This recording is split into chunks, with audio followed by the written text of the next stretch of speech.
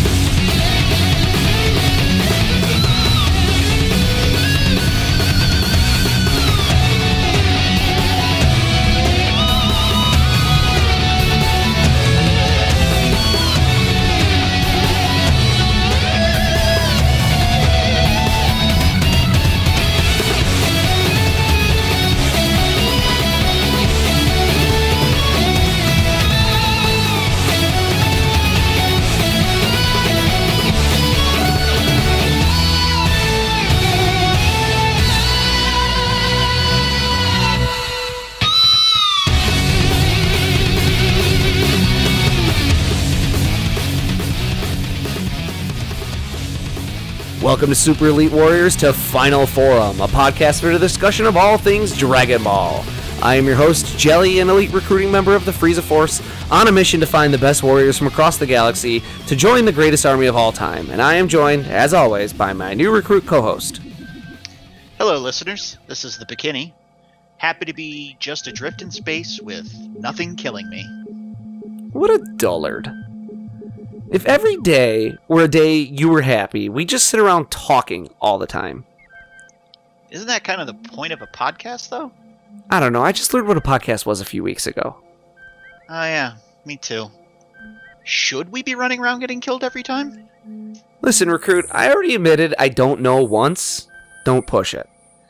And yes, listeners, we're just sort of adrift in space, staring at the black void of nothingness as it stares back into us, drinking in the stillness. Space is not always exciting, and today, in fact, the past several days have been those kind of days. Our ennui is growing, or at least mine is, as we tumble through the blackness, chillingly silent, with only the thrum of our engines to mark the passage of time, and only each other to stave away total insanity. Well, where are we headed to next? Have we gotten any hits on our long-range scouters? Nothing at all. Shouldn't that be essentially impossible? Our long-range equipment can detect a fighter with a power level as low as 1,000 up to distances that span a quarter of the galaxy. There can't be nobody within the entire quadrant that ticks the scales. We know we have colonies within a few days' flights from here that have fighters well over 10,000. I don't know, maybe the equipment was damaged during our time on Orthoptera or SETI YZ3. Diagnostics say they're functioning normally. Only a blockage or maybe active jamming could disrupt our systems this badly. Well, we can eliminate one of those possibilities fairly easily. Aren't you capable of surviving in space without a life support suit? I don't like where this is headed. You may not like it, recruit, but you should gear up to head out and check the scouter panels on the ship's exterior for any blockages. Grab the toolkit from the maintenance pod and head to the airlock. You know, on my planet, this would be considered wildly degrading. And on this ship, it's considered an essential duty in the service of Lord Frieza's mission of galactic dominion. Potato, potato. What? I don't know. It's some sort of Earth saying, I think. We need to learn how to blend in when we eventually get there.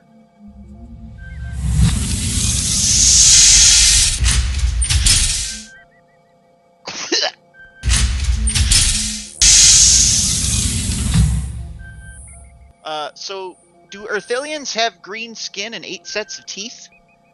How many times do you want to get me to say I don't know in an hour? We're on record pace here.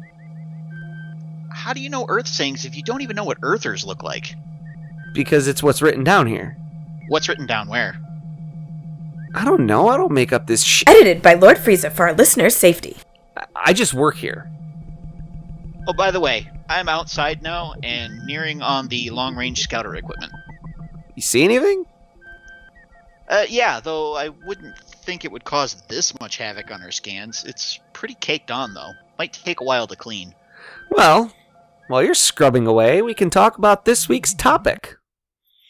And this week, talking about episode 14 of the anime. It's a pretty not much happens episode. Basically, we've had the dragon summoned. He has given Oolong his panties. Goku is turned into Uzaru. Our heroes have all gone their separate ways. We pick up with Yamcha and Bulma and Oolong and Puar flying their plane, and it crashes. There's like a malfunction, and they wind up in the desert. Their little bit for the rest of the episode is more or less just kind of wandering around in the wilderness, jungles, desert, and trying to get towards civilization. While every once in a while they come across this they hear like a weird noise, or they see something in the distance, and they can't really see or hear very well what it is, but we, as the viewers in the audience, see it's a little bald individual who is like cutting down trees with his kicks, or running so fast through the desert he kicks up a sandstorm. Meanwhile, Goku heads to Master Roshi's place, as he said he was going to do at the end of the previous episode. He's going to go, get his training. And he shows up and he says, "Hey, Master, I'm here to train." And Roshi's like, "Yeah, you could train if you bring me a cute girl." And so Goku goes out and brings him a big lady. And Roshi's like, "That's very PC of you." Roshi's like, that's not a cute girl. So Goku tries again, winds up bringing back a cute girl, but whoops, it's a mermaid. Goku's about to try again when the bald individual shows up, introduces himself as Krillin, and says, "I would like to train here." And Master Roshi says, "All right, yeah, you could train here, but your mission, the two of you together, have to go and get me a cute girl." That's basically all that happens in this episode. So before we get into the actual meat of what we wanted to talk about as it pertains a little bit to this episode, and that being Master Roshi, let's just real briefly remind everyone of the state of Dragon Ball itself at this point. We've mentioned it wasn't very well received. In fact, Kazuhiko Torishima says it was on the brink of cancellation, and he urges Toriyama to make some changes to improve the popularity. Toriyama is resistant to change. He's an artist. But he liked the idea when he started of focusing on a character who was a martial artist and that he could put into fun battles. So he wants this manga to be, even though he likes that idea, he wants his manga to be fun and distracting with nothing inherently super exciting happening. That obviously doesn't work out very well for him. But Toriyama isn't stupid, and he knows that if he wants to remain a serialized mangaka and keep making that money, he really has no choice. He listens to Torishima, and he agrees to shift Dragon Ball's focus from being gag-driven to being battle-driven. Shonen Jump battle manga is defined by three things: dreams, friends, and battle. Dreams, the major dream or goal that the main character wants to achieve, so they strive for greatness. Friends, the people who help them along that way on their journey. And the battle, fighting obstacles or overcoming people or, whatever, to help the hero climb the ladder to reach their ultimate goal. Now, luckily for Toriyama and Dragon Ball, he's allowed to do it gradually because he's so popular from Dr. Slump, and the shift is relatively subtle. Goku already has a dream. He wants to be the best. He wants to be better than he was yesterday. Quick aside, because his dream is just to be better than he was yesterday, this manga can continue forever. Goku can always be better. He already has met some friends, and Toriyama loves kung fu movies, and he wants Goku to have cool battles along the way anyway. Another trope of battle manga in general is that the enemies are either soundly defeated and we move on to the next one, or they become members of the hero's team. And we're already pretty familiar with that from the first 23 chapters, with this dynamic from Yamcha, Oolong, and even like Master Carrot, who just gets blasted off to the moon. So Toriyama really just needs to shift his focus. He doesn't need to overhaul the whole manga. Toriyama and Torishima also simplify. They remove the large ensemble cast and they focus in more on Goku. They want to strip everything down. They want to make it easier to understand. They want more action. Torishima has looked at Fist of the North Star for inspiration, as it's wildly popular at this time, and he's taken lessons from that to make Dragon Ball more popular.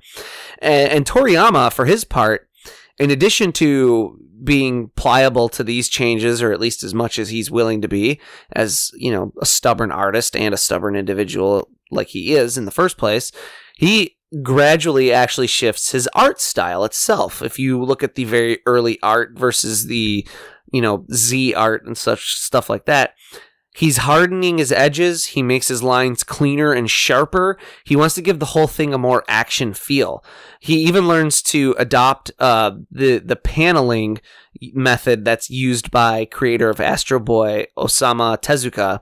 This guy has, I think it was called like the Osamu method or something. It's his method of paneling that helps action flow.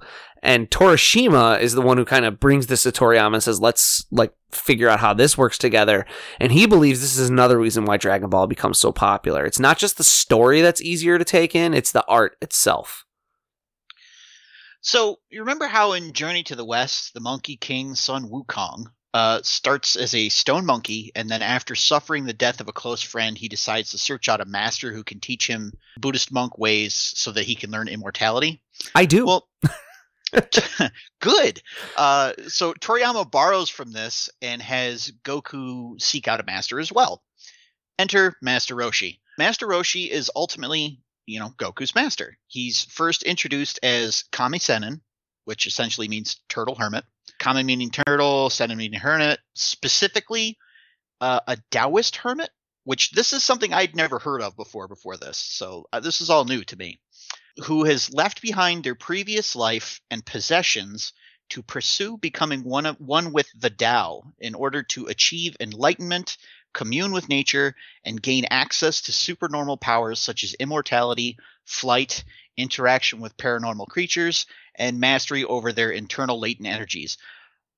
Almost all of these things at this point in the story, Master Roshi has shown examples of. Yep. They're considered mysterious sages, and just, in my opinion, all around awesome.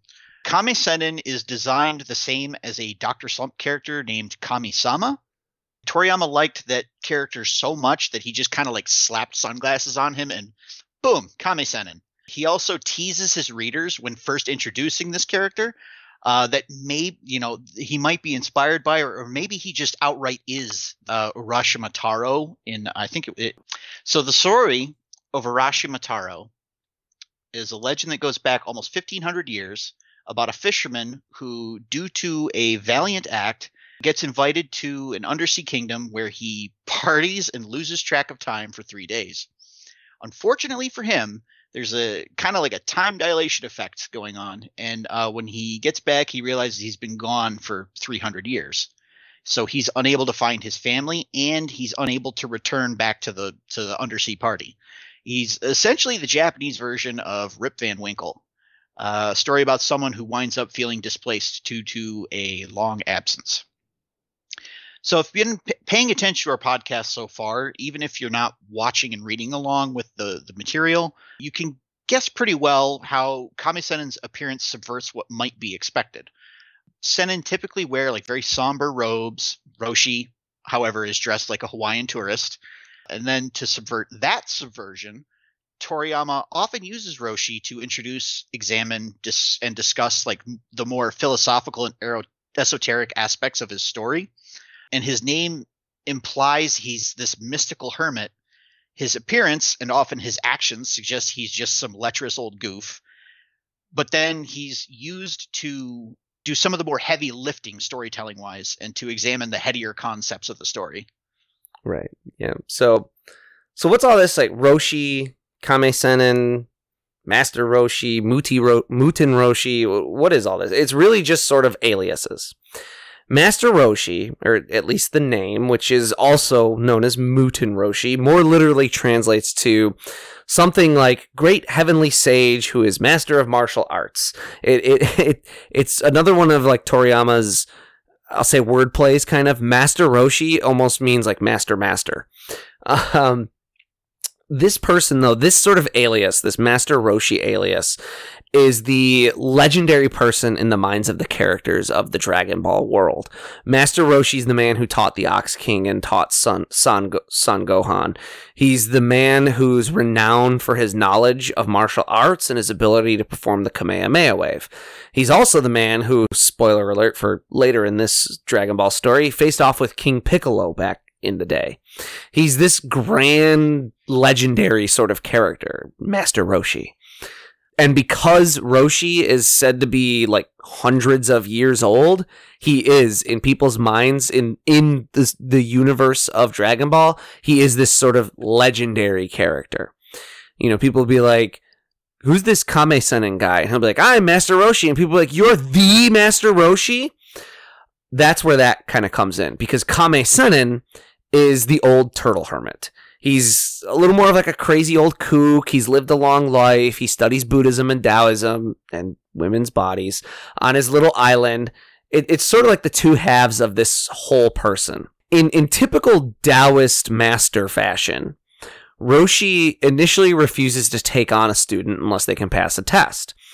In real life Taoist tradition, and this might sound mildly familiar to another fictional story starring Ed Norton and Brad Pitt, This test might be something like standing outside your temple for days being treated poorly.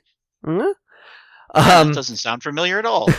or being allowed in and not being trained or taught what you're doing or anything like that for years, just to test your patience and your determination.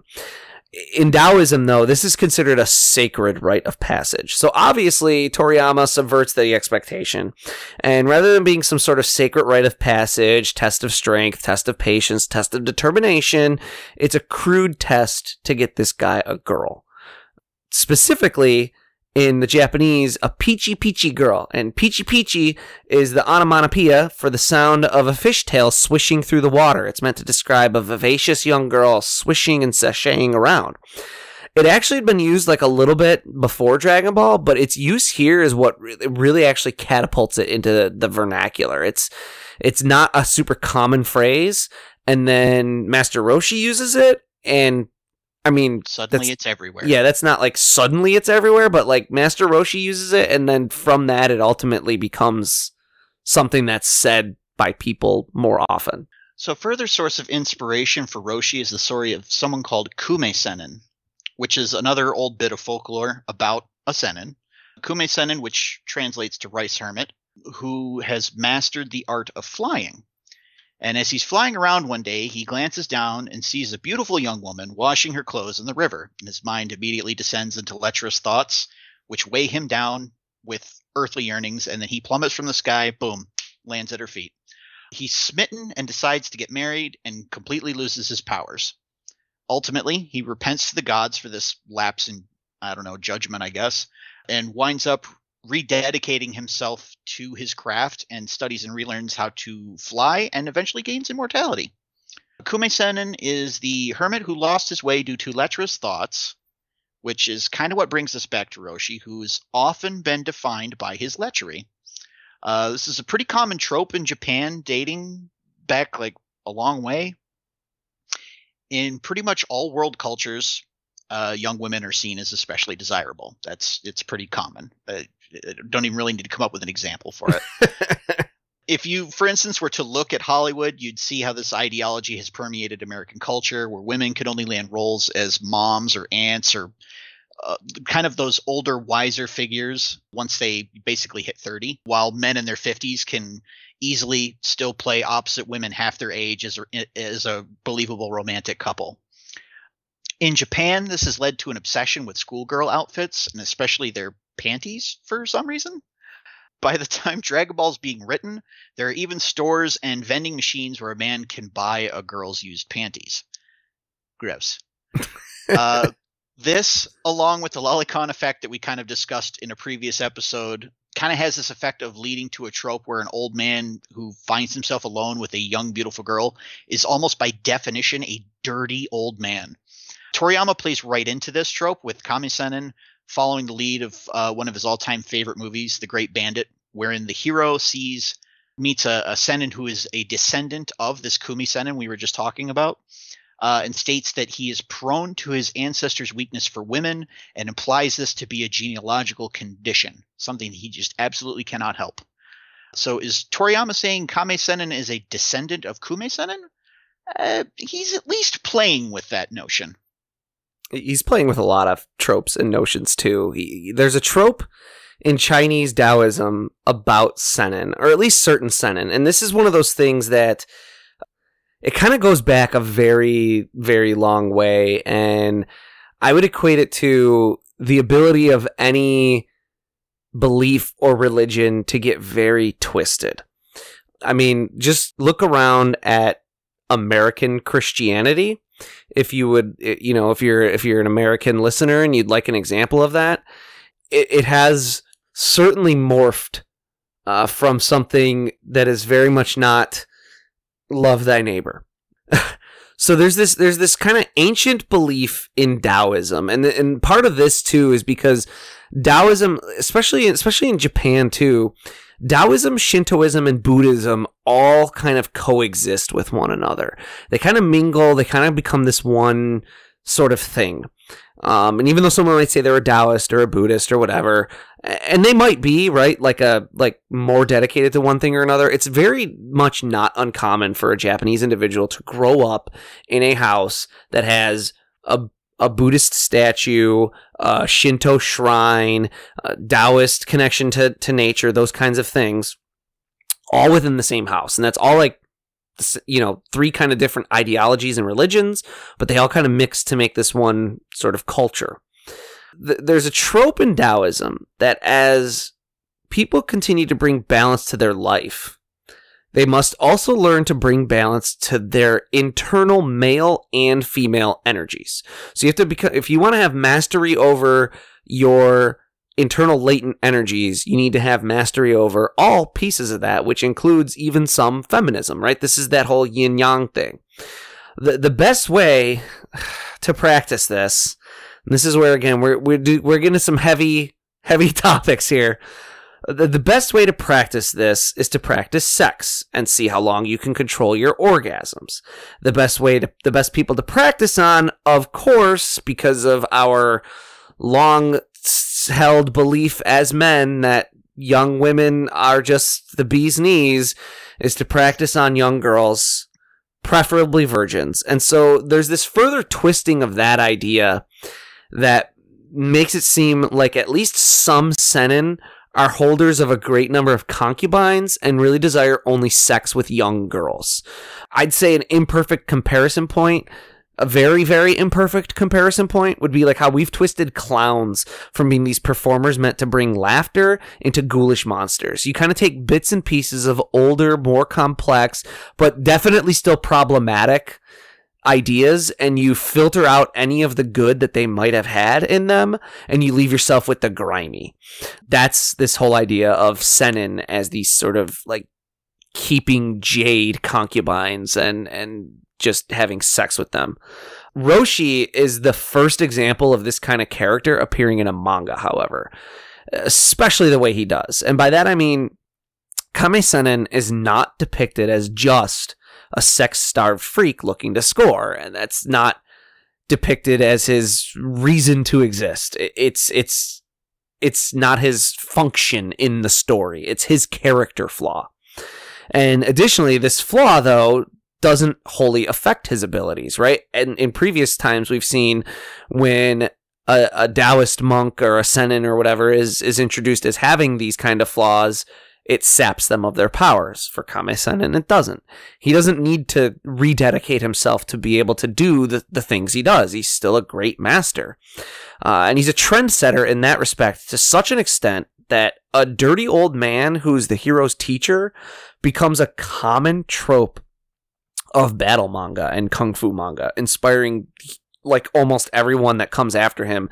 There's some sort of super similar character. One of the most notable, and it's a major comparison point in terms of this property, is Naruto has a character named Game Senin, which I forget what Game means. I think it's mountain. Pervy. Oh. Pervy sage. Yeah, I'm familiar with Naruto. I've read the whole thing. Okay, so it's not mountain. But yeah, I don't know if Game translates to pervy. I do know that like in the translated versions they refer to him as the pervy sage, or at least the character Naruto does. He's one of what are known as like the three great sages of their ninja village or whatever it is. Okay. So this is one of those, again, this is like a heavy topic.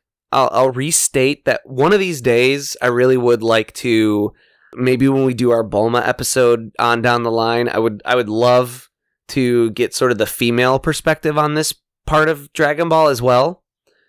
But, you know, I think that would make for a great conversation, actually. Yeah.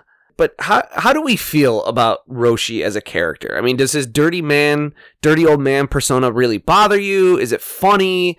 Does he get better or worse over time? I mean, that's kind of what I want to focus on more here, you know, because we could talk about things like, I mean, Roshi's got some really cool stuff that he does. When you first see him and you underestimate him and he's this little scrawny dude and then he hulks out and blasts the Kamehameha and you're like, oh, that's awesome. Like, he's got all these awesome moments, but he's also this dirty old pervert. True. I don't see how you can't look at his behavior and not have a problem with it. But I think the saving grace for the characters, like you said earlier, it's his character flaw. It's not seen as a positive thing. It's often to his own detriment, because when you think of like earlier episodes, like when he's makes the deal with Goku to put out Fry Pan Mountain, and he's like, oh, I want to, like, you know, touch her boobs. He doesn't end up touching her boobs. He ends up like rubbing his face in Oolong's fake boobs, essentially. But it's just things like that where it's he tries to do something pervy, or he'll try and force himself on a woman and it backfires on him. Yeah. Yeah, I think that's his saving grace, and I think that's why I think the character is funny in some respects, because he gets what he deserves, and that's kind of the part that makes it funny. Right. He's a very interesting character, to say the least. Like you said, it's really hard to look at this character and not have a problem with him to some extent. I do think it's really important to contextualize this kind of stuff in Dragon Ball, right? It doesn't excuse it, and it certainly doesn't make it any easier to watch as a 21st century individual. What? Whatever age we're in. That's a weird timekeeping convention that I've never heard of in the deep recesses of space. But that doesn't make it any easier to watch as a modern person. But I do think it's important to sort of realize that this is we've said this before, but this is a manga that's written by a man, that is edited by a man, that the assistant working on the go-between between these two is a man, that is overseen by a company that is run entirely by men, that is intended for an audience of men. Again, that doesn't excuse it, but it very much kind of shows you how a thing like this can happen, and how you can actually sometimes, I'll say sometimes it is actually funny, and sometimes it is used right, but then there are times where you're like, oh god, that one, that's a step too far. And so you could see how by not having like a female voice in the room at all to be like, listen, this is okay, and this is funny, and this is borderline, and this one is like, do not do this. and that just, there's no one there to be like, yeah, don't do that one. So, yeah, to an extent, his dirty old man persona, I will say it does sometimes bother me. There's times where it's fun and times where it's funny. I actually really like the way it's ultimately used in Super, and I won't say really, really like, because this is one of those things where if I really wanted to like be like, Dragon Ball should get a female perspective more. He ultimately changes in Dragon Ball Super, spoiler alert. He decides that he can't be the best fighter that he can be if he's got this huge weakness. And so he decides to dedicate himself to overcoming this weakness. That's all well and good, but should he maybe have said, oh, I have, sexually harassed dozens of women in my time, and I feel bad about that, so I should try to be better? That would have probably been a better motivation. A better motivation, but these women are holding me back. But to at least have there be some sort of recognition that this is a flaw and that this really shouldn't be something he's kind of beholden to. I think there's kind of some cool stuff done with that. I also think it's really bad, like early Dragon Ball. But as time goes on, like that aspect of him sort of does fall to the wayside a little bit. And I very much like later Roshi way better than early Roshi. And he's honestly probably when he's not being pervy, he's probably one of my favorite characters.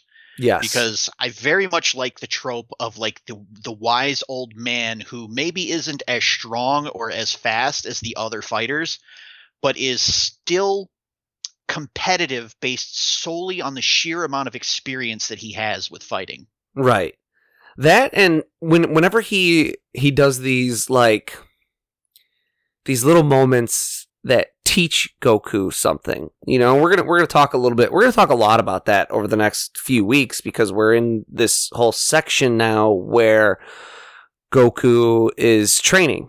And so we're going to talk a lot about like how Roshi sneaks in these little lessons that Goku really takes to heart.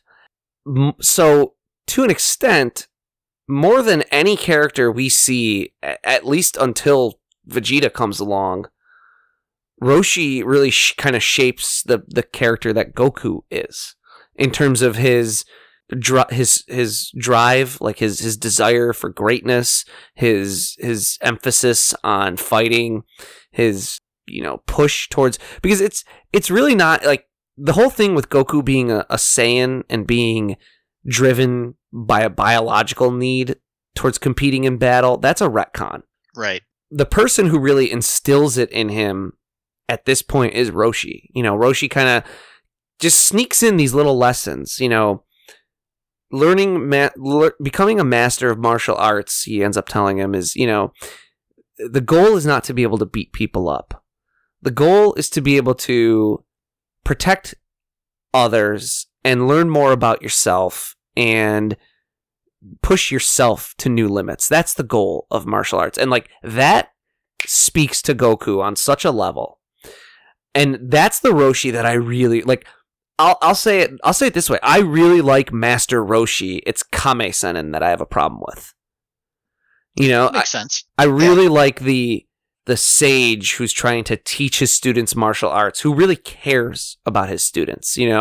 He's very hesitant to take on new students, but when he does take them on, he really cares about them. He ultimately competes against them in the martial arts tournament, not to put them in their place and not to teach them a lesson, but because he knows that there's like this great potential within them, and he's scared that if they just go out and win this tournament, like he knows they will, if he's not there, they'll lose interest because they'll think that there's nothing more to it. So he really cares about his students and really cares about teaching them. And that's Master Roshi, and Master Roshi is awesome. It's Kame-Sennin who kind of sucks. Yeah. And I think that also kind of mirrors, for me anyway, kind of my attitudes to the show as a whole. I very much enjoy the bits where it's, fighters competing against each other, or they're training and trying to improve themselves as well as each other, versus the more gaggy bits. I mean, don't get me wrong, there are some bits that are hilarious and I will love to my dying day, but I think for me that the high point of the series is those moments like you're talking about where Roshi's like, oh no, I've got to beat these kids in their tournament, not to disrespect them, but so that they continue to have this drive to want to get better, because I want them to be even better than I am. Right. It is the mix of the two things that I think makes Dragon Ball work as a whole. I just think Definitely. it's where Dragon Ball gets iffy is in a lot of the sexual humor. And I think it's this stretch of it that we're coming into where I think it is at its most problematic. You know, a lot of people have issues. We talked about some of them with the earlier stuff, like those first 13 episodes. To me, that stuff in those episodes, for the most part, is actually kind of funny because it's toying. The joke is Goku's innocence. You know, like that's the gag. That's the gag in that first arc. He doesn't even know what a girl is. He doesn't know what a butt is. Well, he knows what a butt is, but he thinks that Bulma has a butt on her chest. You know? Yeah, the punchline's not necessarily the woman. It's more the punchline is, look at this hick that doesn't know anything about anything. Right. The problem then with Roshi's stuff is the punchline is a boner joke, basically. Yeah. You know, because we've talked about that too, how whenever Roshi gets a bloody nose, it's because he's got such a raging hard-on that his blood can no longer fill his penis. Yeah.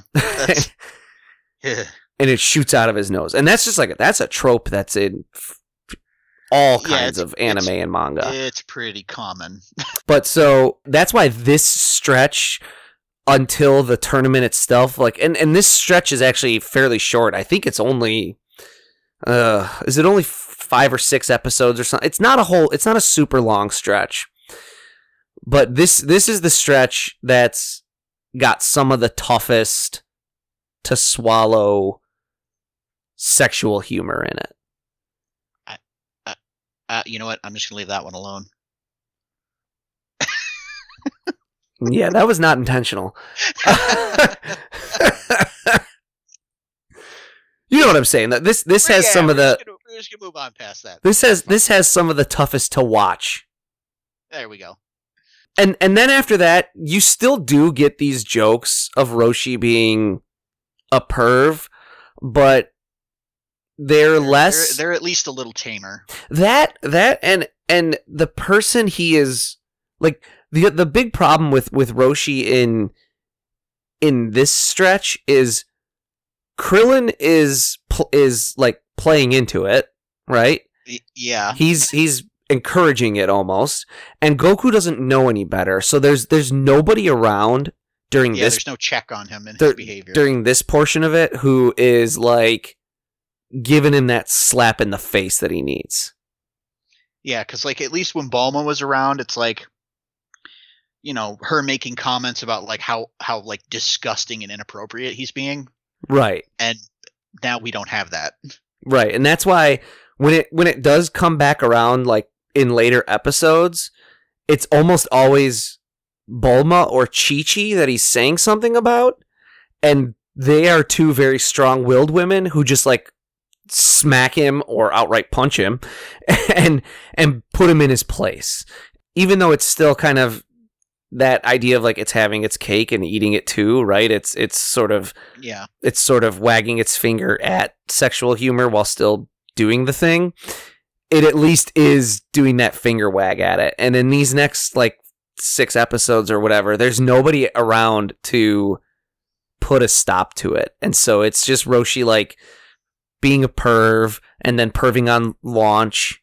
It's pretty uncomfortable, but it's part of his, it's, you know, unfortunately it is part of his character. And I think what we've tried to do in this episode is highlight kind of where that comes from and why that is. I'm not excusing it. I'm not trying to say that it's okay, but I am saying that there are reasons that this character is made that way, right? He's inspired by these couple of legends, right? You know, the Urashima Taro to an extent, but you know, he's inspired by Kume Sennin. He's inspired by this sort of perversion of Taoism that says Taoist Sennin who want to really bring true balance to themselves have to practice by having sex with young virgins. He's born of this Toriyama trying to kind of be funny about it. Like, and not be funny all the time, but like trying to bring in those pieces of things that he picked up. Again, I've never seen The Great Bandit, but apparently that's one of Toriyama's more favorite movies, and that's a plot point in it, is that there's a sage who teaches the hero, but this sage is like, I like boobies. Oh, what's the movie? There's a movie called The Lost World of Sinbad from 1963 that is a Toho movie, you know, produced by Tomoyuki Tanaka, directed by Senkichi Taniguchi, written by Shinichi Sekizawa and Takeshi Kimura, who wrote like most of the early Godzilla movies. This movie stars Toshiro Mifune. It stars Mi Hama. She was a Bond girl, I believe. She was in which Bond movie? You Only Live Twice. And this is about a samurai kind of guy. It's like a sword and sandal movie, who goes to face off against an evil pirate, a potential usurper of a throne. He has to kind of go after this evil king or whatever. But there's a character in this movie, and this movie's from 1963, who's basically a Master Roshi. He's a hermit that the hero comes across, who helps him along his way using his powers and his magic, and his main weakness, and his only weakness, is boobies. So this is something that wasn't sort of created by Toriyama, but it was, unfortunately, popularized by Toriyama, and it's something that he took in from seeing it done in these like weird movies that he would just watch while he was working or whatever. That's all we're saying, is like it's not okay. It's just that there's a reason why this exists that goes a little beyond just a few dumb guys who don't realize how harmful this sort of humor is. Right. And me personally, I think that's a good conversation to have, because if you want to see improvements in your fiction, particularly around stuff like this, like, you need to understand where it comes from and how to kind of fix those issues. Right. And you need to be able to properly contextualize it when you come across this stuff, right? Right, because how else would you know what is actually creating this feeling of, oh, this isn't quite right, versus what's actual decent character tropes. Right. And it also helps too to just know that, like, yeah, this is not it is not always this way. And like that's kind of the only place where I come into defending this character and this stuff, is that I will say it seems, at least to an extent, that they learn that this is problematic and they attempt to make it better. Right. And I'm kind of with you in that same respect. Oh, snap! Lost World of Sinbad is the same movie as The Great Bandit.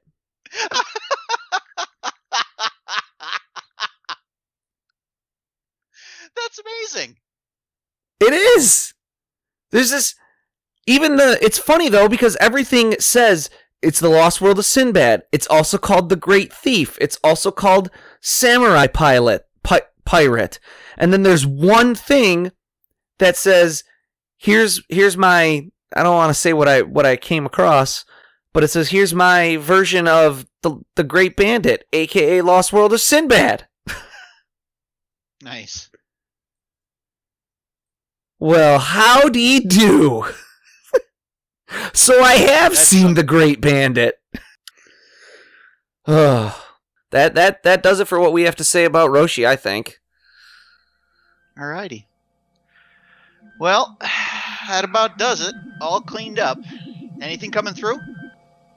Nothing. Well, that shouldn't be possible. Unless we're being jammed. Well, who could be jammed? Hey, would a giant cloud of space amoeba surrounding us on all sides jam our scouter? It'd have to be one hell of a cloud. Why? Well, obviously I'm just thinking out loud and not at all staring at the planets and stars around us through a blue, translucent cloud of flesh-eating amoeba. Well, we could always ramp up our shield output and cause an overload, frying any living organism outside the ship. It'd down our shields and we'd have to repair them, but we wouldn't have a swarm of monstrous phlegm surrounding us. Hurry back inside and we'll fry these things. Actually, wait a minute. Flesh-eating? How do you know they're flesh-eating?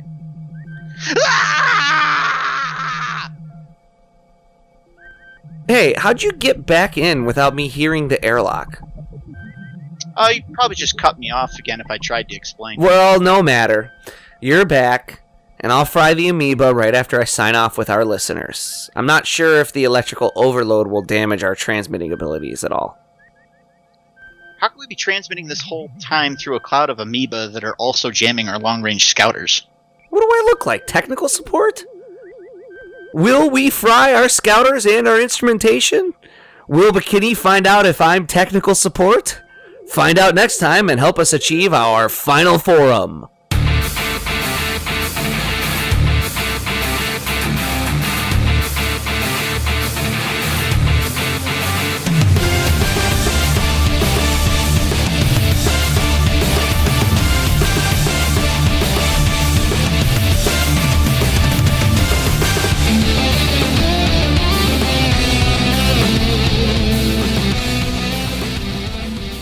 Final Form is written and produced by Tom Gwelly. It is performed by Dan Kinney and Tom Gwelly. Our webmaster is Dan Kinney. Our theme music is provided by YouTube content creator GVG Kit. Want to learn more about the Dragon Ball universe, including concept art, behind-the-scenes interviews, and recommendations from Jelli and Bekinney? Connect with us on social media. Like us on Facebook, follow us on Twitter at Final Forum Pod. Make sure to subscribe, rate, and review wherever you receive your podcasts. And of course, make sure to share it with your friends and family and help us spread the word of the glory of Lord Frieza. The Frieza Force thanks you for your listenership.